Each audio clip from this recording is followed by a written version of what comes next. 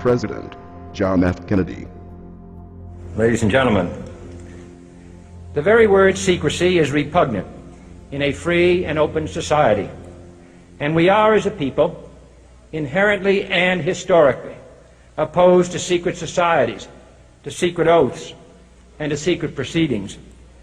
We decided long ago that the dangers of excessive and unwarranted concealment of pertinent facts far outweighed the dangers which are cited to justify it.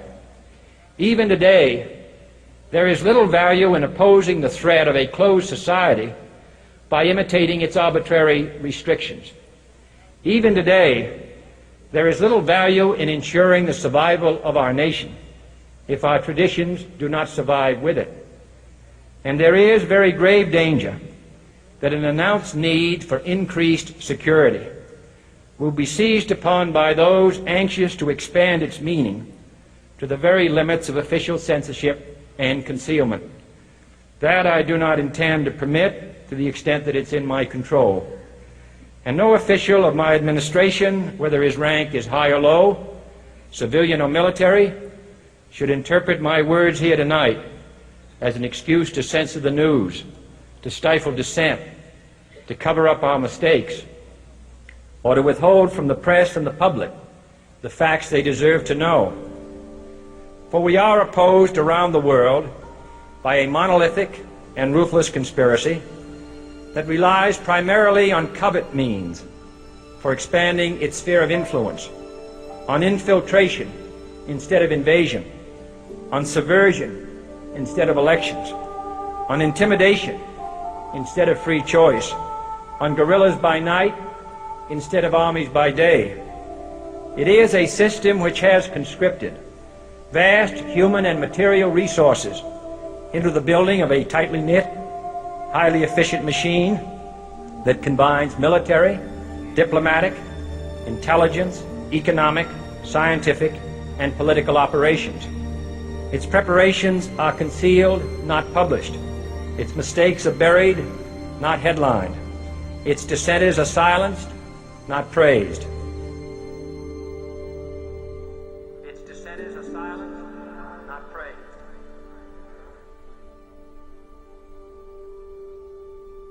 Its dissenters are silenced, not praised.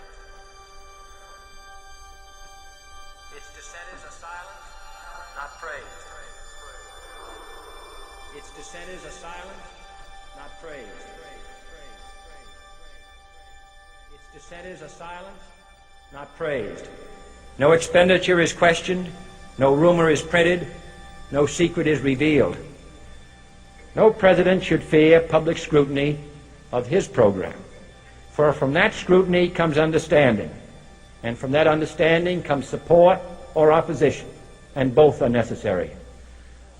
I am not asking your newspapers to support an administration, but I am asking your help in the tremendous task of informing and alerting the American people. For I have complete confidence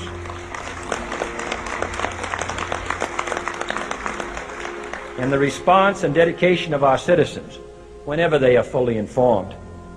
I not only could not stifle controversy among your readers, I welcome it.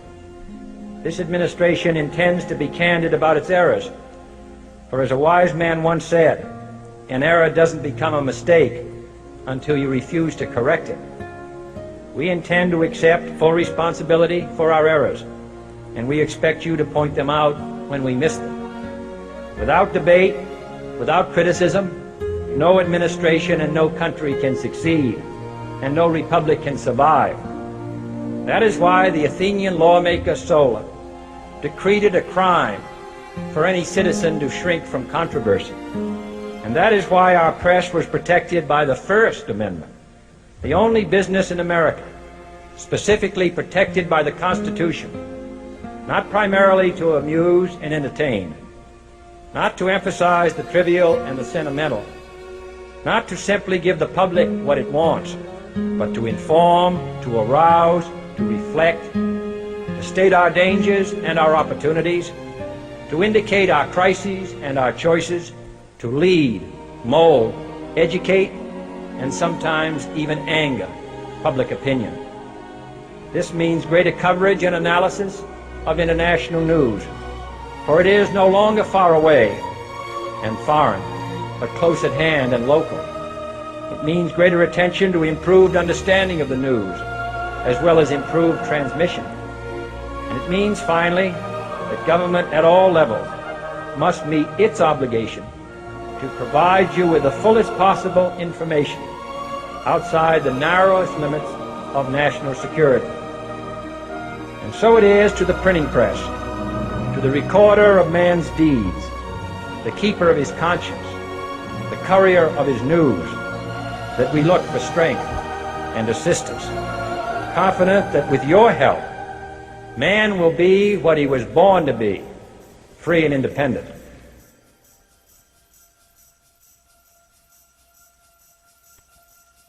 You were both in Skull and Bones, the secret society. It's so secret we can't talk about it. What does that mean for America? The conspiracy theorists are going to go I'm wild. sure they are. I don't know. I haven't seen the web. Number 322. You both were members of Skull and Bones, a secret society at Yale. What does that tell us? Not much, because it's a secret. Is there a secret handshake? Is there a secret code? I wish there were something secret I could manifest. 322, a secret number? There are all kinds of secrets, Tim, but one thing is not a secret. I disagree with this president's direction that he's taking the country. We can do a better job, and I intend to do it. And we'll be watching. Be safe on the campaign trail. John Kerry, thanks for joining us. And we'll be right back.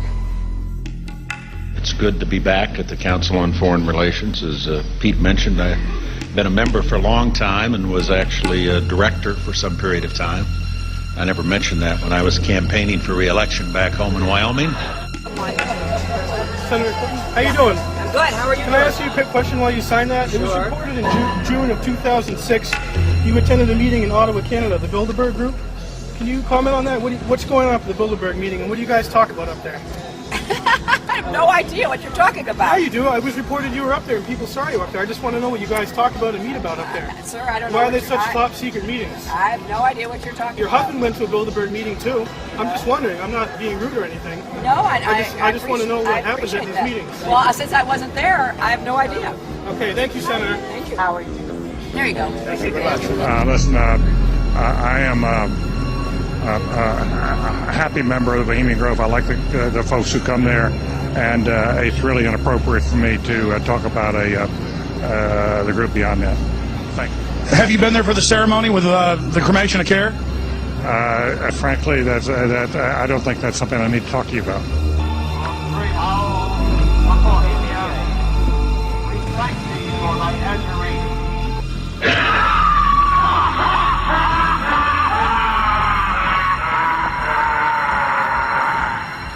Have you been there for the ceremony with the cremation of care? Frankly, I don't think that's something I need to talk to you about. Really? That's right. Well, I'm Alex Jones, and I snuck in there in 2000. I'm the guy that blew it wide open and got the video. It's been on national TV. Well, I disrespect you for that. You do? I do. But it's a lot of big public officials going in there. Don't we deserve to know? You took I don't know anything about you, and I don't know anything about your film. But if you go in there with an understanding, you violated that understanding by releasing that film, and I don't respect you for that. Really? But we have public officials. I'm sorry, you took an understanding when you went in there that you would not do that film. And you did you have an understanding when you went in there? No. Did you crash it? Yes. Yeah, and it has no trespassing signs there too, doesn't it? No, they put them Yes. up after. Oh, I'm I just sorry. walked in. I'm sorry, sir. I've been there before. I know what the circumstances are, and I'm sorry you violated the understandings. That was not a gentlemanly thing to do. But what about the ritual? Is the ritual genuinely?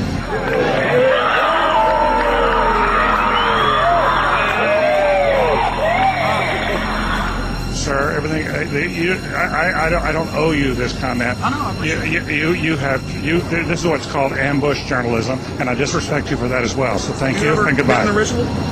It's none of your damn business. Oh.